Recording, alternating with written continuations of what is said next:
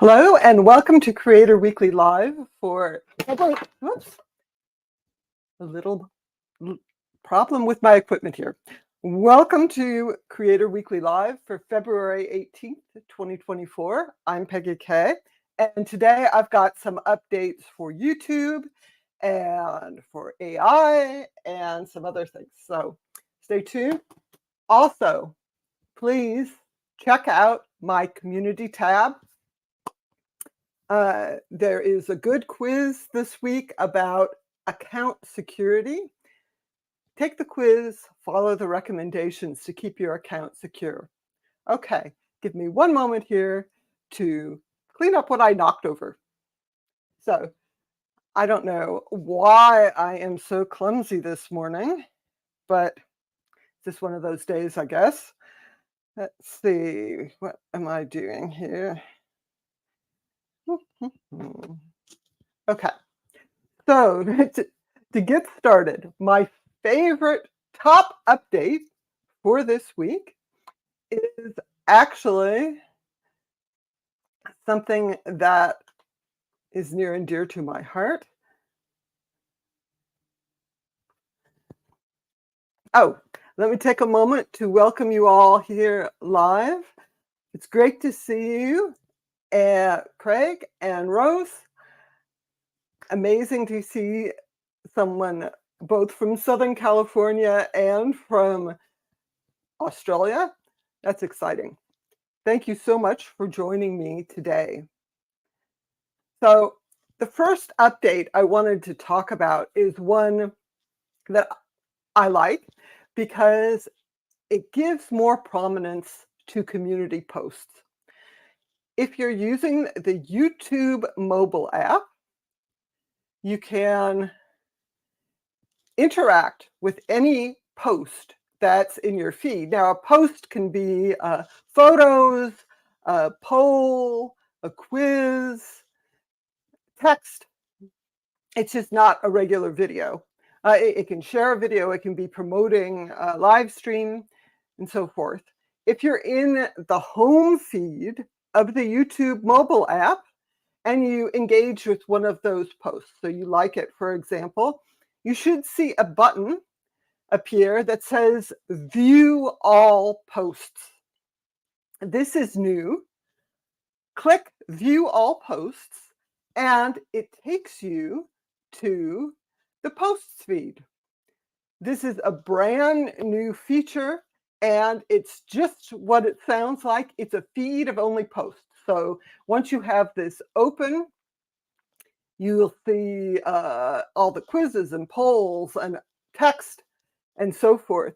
So I'm hoping this gives more visibility to posts. And I really enjoy a lot of channels' posts with more information, maybe taking a quiz or a poll. So be sure to check that out next time you're using the YouTube mobile app. A second update for YouTube I wanted to mention, again, for mobile, is this new option to upload videos from the YouTube Studio app. The YouTube Studio app is sort of mostly a kind of backstage app for creators. It has your analytics and information about monetization, and you can manage your channel comments and so forth. Up until now, you could not actually upload videos that way. Now you can. So you can upload your video using the YouTube Studio app, and you can choose whether to monetize it and so forth. So that is sort of a power user tool. Again, hi, Craig and Bridget. It's great to see you here today. Thank you for joining me. I'd love to hear what you think about this week's updates. So just to recap, there's the posts only feed in the YouTube mobile app. There is the new option to upload your videos in the YouTube Studio app. And then the other update for YouTube I wanted to mention today, or actually there's two updates. I'm getting ahead of myself here. There is an update for shopping. Now, this now lets you tag products in live streams. That's not actually what's new. Adding products to live streams was launched last year. Now you can add affiliate products rather than just your own merch. The affiliate products shopping actually has limited eligibility. So your channel has to be in the YouTube partner program. And let me see if I can find that information. The eligibility to promote your own products is the YouTube partner program. It can't be made for kids, no hate speech, community guidelines strikes. And then if you want to be able to promote products from other brands, so that would be like affiliate products, you have to be in the US or South Korea, and you have to have at least 15,000 subscribers. So that is obviously a lot more limited. I've never actually tried shopping. I guess I could sell my own merch if I thought anyone would actually buy it. But this is new for channels with at least 15,000 subscribers to sell other products on their channel in live streams. And this makes a shopping button appear and so forth. So it's not just telling people to shop, it actually gives some interactivity for viewers. And now the last thing I wanted to share for YouTube's updates this week are a new option to remix music into shorts. It's been possible to remix videos into shorts for a while now. The idea is that in the mobile app, for channels that allow this, there is a remix button. You click the remix button, it opens the shorts editor, and there's several ways you can edit it. You can do kind of a side-by-side clip, or you can use the audio, and you can also just use a video clip as a background, all these things. What is new is now you can do this with music. So this must be a deal with the record labels, and you can pick your favorite music. And if they have this allowed, again, I don't know if this is going to be on every music video, but a lot of music videos, you can choose this remix option to make your own short. And as YouTube points out, you can check out other shorts that have been created from the same song by fellow fans. So this is actually a fun way to show the music you like, and also maybe improve discovery of your shorts if you're using a popular song and other people look to see, oh, here's the same music, this other person, maybe you'll get a new fan that way. So those are the updates for YouTube this week. And now I'm going to shift gears just a little bit and talk about a really cool update from OpenAI. And you may have seen this on social media, in the news, and so forth. They have a new AI model that creates video from text. And as they point out, it's really hyper realistic. This prompt that I'm showing on the screen now is: a stylish woman walks down a Tokyo street filled with a warm, glowing neon and animated city signage. She wears a black leather jacket, a long red dress, and black boots. So that was the prompt. They say this is not edited. They did that, and the AI just created this, which is pretty incredible. It's not perfect if you look closely, but it will stand up to a lot of scrutiny. Now, this is not available to everyone. After the announcement, OpenAI said Sora, which is this model, is becoming available to red teamers to assess critical areas for potential harm or risks, and they're granting access to visual artists, designers, and filmmakers to get feedback. So this is a pretty amazing update, and you can look at their announcement and see what it looks like. You can really imagine making some clips this way. Probably not a whole movie. It only makes minute-long clips, but you can use it to add some visual interest to your videos. But I want to add a caution. This is from an article by reporter Brian Merchant. He notes that there's a lot of hype around this. And one of the things that is clear is if you use Sora to generate a video from certain prompts, it looks almost identical to the generated video from Midjourney, which is another AI model. And why is this true? They probably use the same training data. OpenAI does not share what training data it uses, but there is this really close similarity. It makes it really not that unique.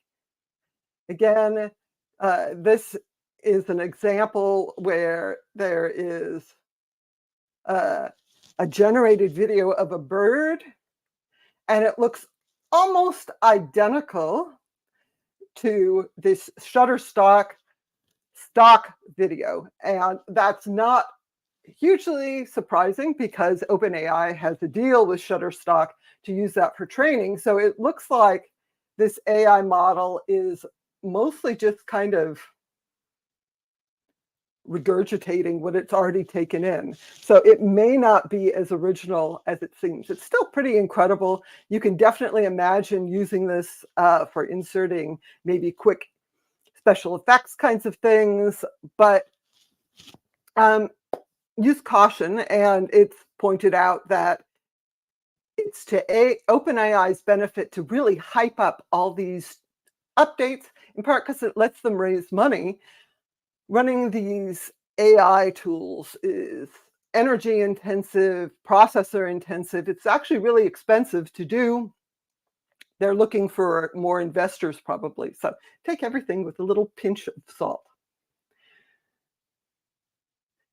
I will say though, if Sora becomes available to the public, I'm going to try it. Because everyone knows I need some special effects here to make this more exciting. All right, so those were some of the big updates. Another really cool update.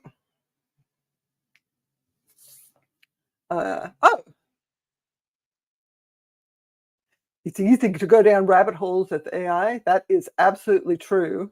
I think it's easy to really get sucked into using this and maybe not think about the bigger implications. We'll actually see where this goes in the future. I have read that the text to image tools and some of the productivity tools from Microsoft and Google and so forth maybe aren't as popular as they were expecting. All of these companies, they charge, especially enterprise, for access to this. So Google's AI tools, Gemini, for example, if you have Google Workspace, an enterprise Google Workspace, it's an extra $30 per user per month to access their AI tools in Google Workspace, which seems like a lot, unless you're actually using them frequently.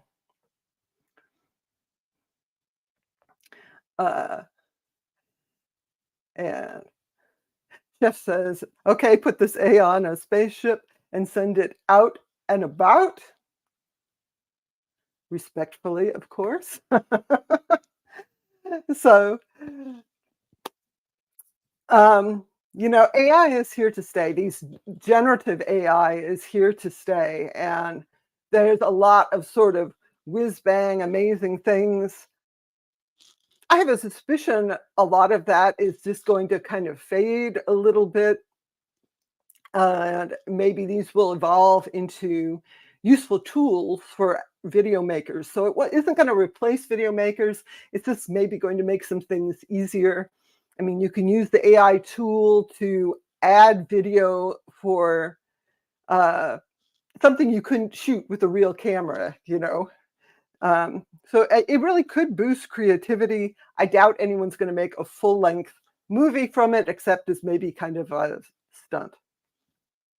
We shall see.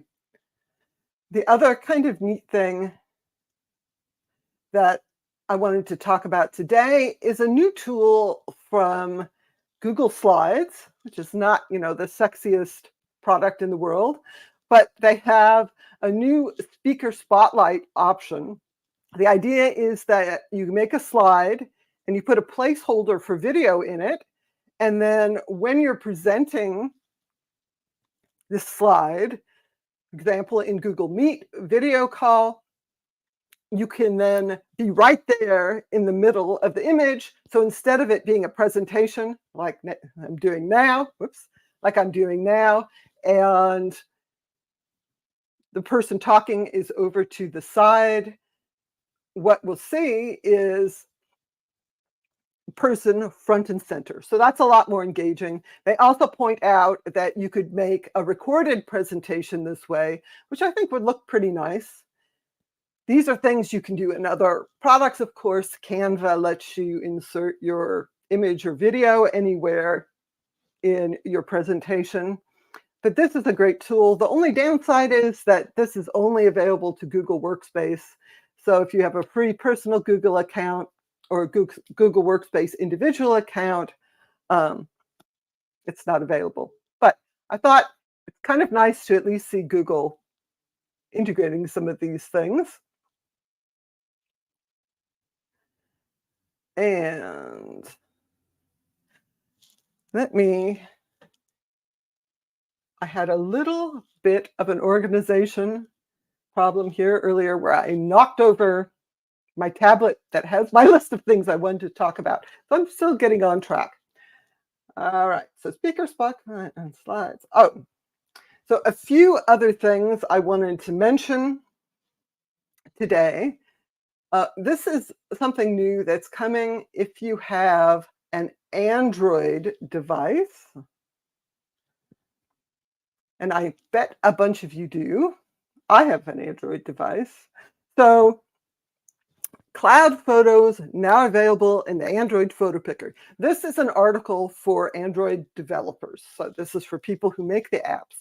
But it tells you, as an Android user, what features you may see in your Android apps. And what's really, really cool is that you will be able to select photos from the cloud. So up until now, the built-in Android photo picker, if you're using any app that uses that, doesn't make it easy to access your photos that are not stored on your device. If you're using Google Photos or another cloud photo storage, you can't easily pull those images into your third-party apps like Canva, for example. This new feature is going to allow apps to have access to cloud photos. So I think this is going to be a real benefit if you're using your phone as a way to create images or send images through messages or your favorite chat. And then the last thing I wanted to talk about is an article I'm recommending people you read if you're interested about how the internet works, or if you have your own website. This is an article from The Verge, the text file that runs the internet. And what is this is about? It's about the robots text file. Now, if you have your own website, you're probably familiar with this. And most content platforms create a robots text file automatically, something that you can modify. And in it, you can tell uh, web search bots, all various bots, are you allowed to index this? Are you allowed to cache this? It's basically telling the automated systems what you allow to do with your content. But as this article points out, this is not a law. This is not a legal agreement. And so you're really dependent on the goodwill of these bots to actually comply with what you say. And then there are new features, for example, going through the whole internet and then scooping up all the content to train AI. That really isn't covered in most robots' text, or at least it hasn't been until now. There are options to block the OpenAI bot for ChatGPT and Google's bot and so forth. But it's kind of too little too late, right? They've already done most of the training already. They're not going to go back and retrain their AI models based on restrictions you put into place now. So what going forward, what are we going to do? And the article points out that for the most part, robots text has worked. Most big companies are sort of good internet citizens, but this AI is a whole nother level. We really need better tools to manage what we use to tell these bots what they can use our content for. So it's the Wild West, but I recommend reading this article to learn more about what the problem is and maybe some solutions that are being discussed. Uh, over in the chat, where it says accuracy is a bit of an issue, which I'm sure will be sorted for the AI. Yeah, that is a big, big issue. There was just a case uh, in the news. This was in Canada, where Air Canada had an AI assistant bot,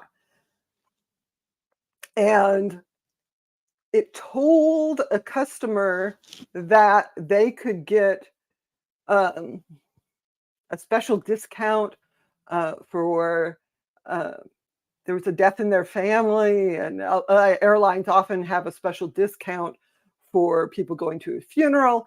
And they said they could get this after they purchased the ticket, get a refund. That actually is not true. But Air Canada could not deny the person what the AI chatbot offered. It went all the way up to one of Canada's higher courts. I think we're going to see more of that. There's also been some cases where attorneys or people representing themselves have gone to these chatbots and said, oh, I need some case law for my legal filing, and it just makes stuff up and they don't actually double check. So we're seeing again and again, at least on the text side, inaccuracies, and these AI image and video generators have a lot of inaccuracies as well, where there's weirdness with the hands and things look just a little off a lot of times. So those will probably get better, but they're not really quite there yet. It's kind of an uncanny valley thing. Chef says visual voicemail would be cool to use for that. It would indeed. And Craig says, an AI chef. Yeah, not a real chef. I don't think I would want an AI cooking for me. You don't know what that would create. But I think as an actual assistant that can go to your voicemail or your emails and maybe create a summary or find messages that you're looking for, I think that's a great use for AI assistants. So that I'm more excited about than creating photos. And indeed, the hands are a giveaway. Hands are hard. I think that's also something that human artists have trouble with sometimes, but it's especially bad when it's like extra fingers or not the right shape or joints in the wrong place. There's some really, really weird looking things out there. So those were the updates for this week. I want to mention that I am hosting the On eBoard chat this week. We're going to talk about live streaming, and we've kind of mixed it up a little bit. We're doing it on X and YouTube and on LinkedIn. So at the top of the hour, there's going to be a poll on my community tab. It'd be great if you took the poll and dropped a comment. That will be at 11 a.m. Pacific time.